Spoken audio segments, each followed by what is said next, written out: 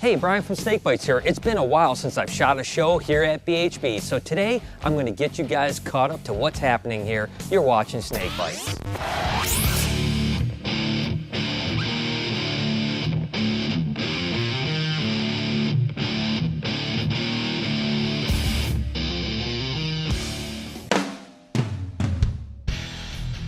The python and boa room is a relatively complicated room to run because there's so many parts and components that go into it. Stuff like baby cellar ball pythons, something like this mimosa ball python, which I think is gorgeous by the way, or even this sterling lesser down here, which is one of my favorite cellar animals right now. I always say the lesser and cinnamon gene mix together really well. Then you add that pastel gene to it and man, that animal is just gorgeous. But regardless, we have to care for all these baby pythons because they eventually need to get sold. So that's one part of the python room. And then there's the part of raising up for the future. Let's face it, we have new breeders coming in all the time. You know, just stuff like, for instance, like a yearling bumblebelly that's just really beautiful. And again, that's just a bumblebee yellow belly, which is a pastel spider yellow belly. But in the future, that's going to be a really great breeder with some of the yellow belly complex animals like highway, puma, super stripe, or we have, let's say, this Mojave Woma here, which is kind of just a double gene mutation, but it came out really interesting. I love the Mojave stuff, especially breeding it into GHI and other mutations like that. Adding that Woma gene may do some pretty interesting stuff. And that's, again, another component of the python room, which means we have to raise snakes for the future. And of course, then there's our adult ball pythons. You know, we have all these adults here that are getting ready for the breeding season, and these girls need to get beefed up. A lot of food goes into them this time of year because we're just about ready to start breeding. But this champagne is just one example of a really cool animal that we're looking forward to producing some really wild stuff. But it's not all about ball pythons, guys. This room has a bunch of other stuff in it. Let's go take a look.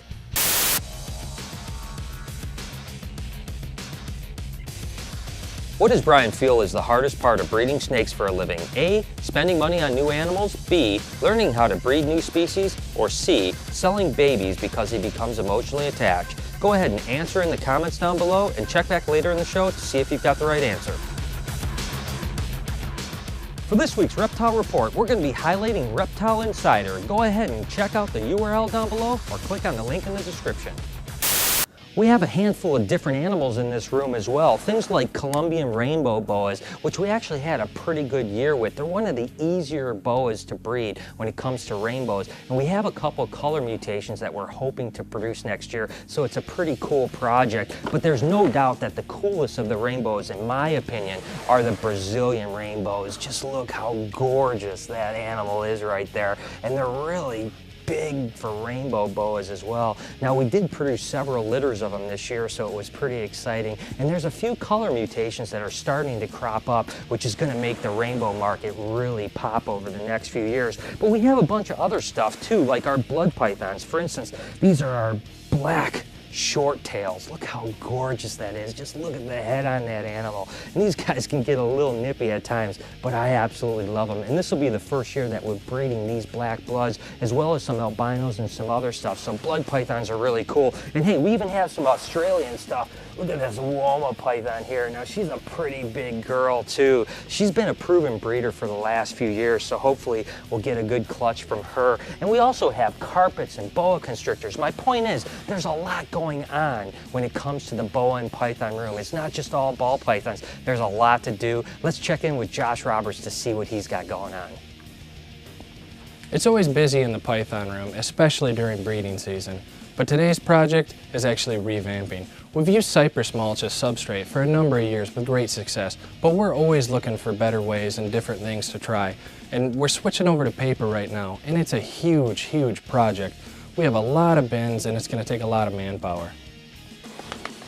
So next week starts the python breeding season. The first males will go in with females, which is just one of the most exciting times of the year for me. But the python and boa room is extremely work intensive, and the amount of work that you put in now will extremely dictate the success that you're going to have 6 or 8 months from now when we're hoping to get some beautiful clutches of eggs. I always say that the colubrid room is one of the busiest rooms in the shop, and that's mainly because the colubrid metabolism is just so fast. Whereas boas and pythons only need to be cleaned once a week, the colubrids need to be spot cleaned every day of the week. They just eat and they poop so much. We actually feed these colubrids up to 3 times a week, believe it or not, because they're just so voracious. And again, if you don't feed them a lot, you're not going to get good production. Now we're at the very tail end of the season, which means we just hatched our last colubrid clutch. So all these babies are about to go down for a little bit of a shutdown. We'll hibernate these guys for 3 months, but what's so important is to get the body weight on them before they go down. Much like the python room, it's the amount of work that you put into them now will be determinant of what kind of successful season you have next year. The beefier those animals are going into hibernation, the better production you're going to have next year. Sam runs this room. Let's see what she's got going on. It's been a really crazy year here in the colubrid room, a ton of work, but it's been really exciting to see all the baby snakes hatch. It was super exciting to get some baby rhino rats finally, but I'm really happy that things are finally dwindling down and we can relax a little in here, getting the last meals in these snakes before we put them down to hibernation. And then I'm going to get a lot of free time. It's going to be pretty low maintenance in here. I'm going to be working in the other rooms with the babies, and it should be a lot easier for the winter and help to calm down a little bit. Colubrid snakes were really one of my first loves when it came to breeding snakes, but I gotta be honest, every time they go into hibernation, it's kind of nice to take a few month break from them, but I tell you what, breeding season is right around the corner. The baby snake or nursery is what I consider the most chaotic room at BHB because during the hatch season, we're literally putting down about 2,000 babies a year, just like this Hypotessera, such a gorgeous animal. But when you're hatching that many kids, that means that each one of those babies needs to have its own cage. It needs to be inventoried. And eventually, of course, we have to make sure that they're feeding and are extremely healthy before we sell them.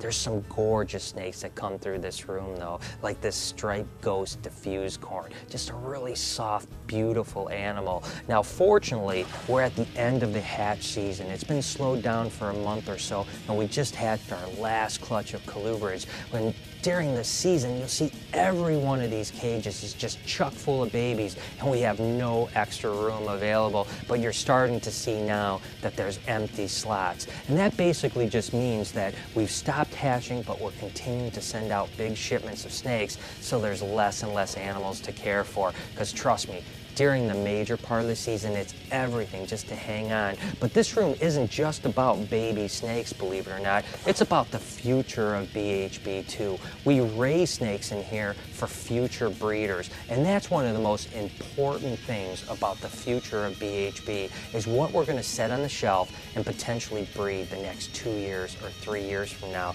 So this room is extremely work intensive, and Bregan busts her ass in here. So let's go ahead and see how she's doing. Well, it's fall, so it's starting to wind down a little bit here at BHB, but this summer was insane. It was my first season working here, and my mind was boggled at how many snakes we were hatching every week.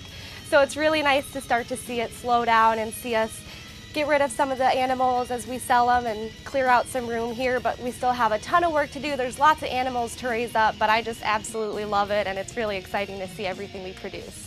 So the nursery is certainly the lifeblood of BHB. Not only does it have all the beautiful little baby snakes that are eventually going to be sold, but also all these gorgeous raisers that are going to be future breeders. I think you might be starting to get the idea about the work today is what you're going to get the results from tomorrow. It's certainly no different when it comes to the baby snakes.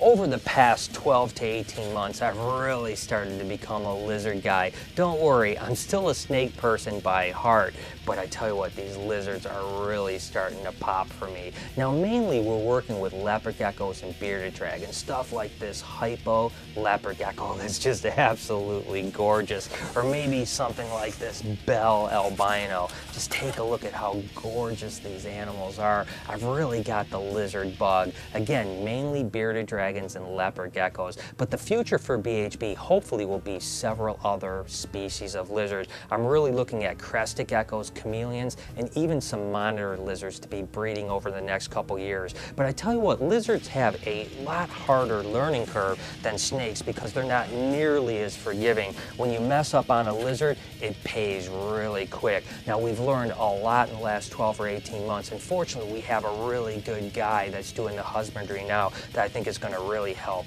the future of the BHB lizard project. So I've been with BHB for a couple months now, and my job is to raise the leopard geckos and the bearded dragons. We have quite a few baby leopard geckos to breed right now, so got a lot of mouths to feed and got to get them ready to breed. This next year is shaping up to be a really awesome year with lizard production here at BHB, and I hope the future holds a lot more lizards in it for sure, because I tell you what, I'm becoming a lizard nut. And of course the front office is always really busy. Whether I want to admit it or not, we have to sell snakes to pay the bills around here, which means it's always going to keep us really busy. We're always answering phones, emails, messages, doing social media. Of course, we're always servicing people that buy animals from us, but the truth is we take a tremendous amount of pride in the fact that we deal with people that haven't bought with us that could potentially have a problem, because hey, we're here for the community. But I tell you what, the front office keeps us all really busy. As you can see, running a big snake breeding facility isn't that easy. There's so much going on, and I certainly have to wear a ton of different hats. With that said, if you're as passionate as I am about the animals, it's certainly the best job in the world. What does Brian feel is the hardest part of breeding snakes for a living? If you said C, selling baby snakes because he gets emotionally attached, you're 100% correct. Good job. If you want to save your reptiles, get serious, get ZoomEd. To check out all their product line, visit zoomed.com. All right, guys, we just had Thanksgiving here in the U.S., and if you know anything about that, it's about eating a ton of food. And it's a whole holiday revolved around eating food. I love it. But I want to know, what is your favorite holiday food? Leave a comment below and let us know.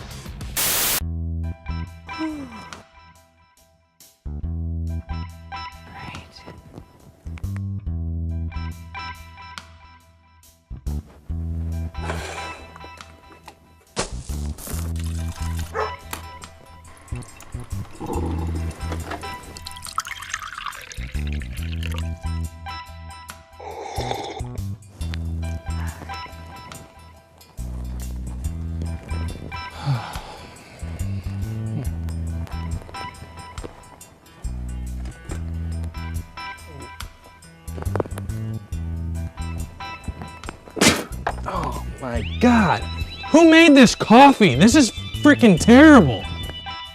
Sam, did you make the coffee? Yes. What did you put in it? That's horrible. If you're gonna make coffee like that, don't even bother punching in. Just go home. God. Dude, freaking Josh is being such a today. Hi, what's going on? He went off on me after he had coffee because it tasted so horrible. He asked me if I put in it. Well, did you? No. Well, maybe you should. It's a good idea.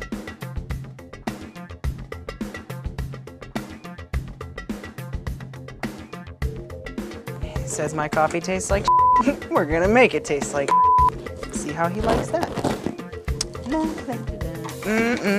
Poop coffee.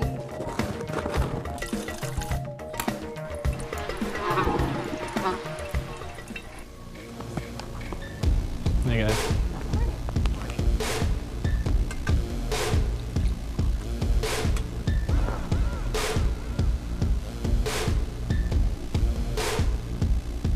It's a really good cup of coffee. Yeah, it's about time someone got it right.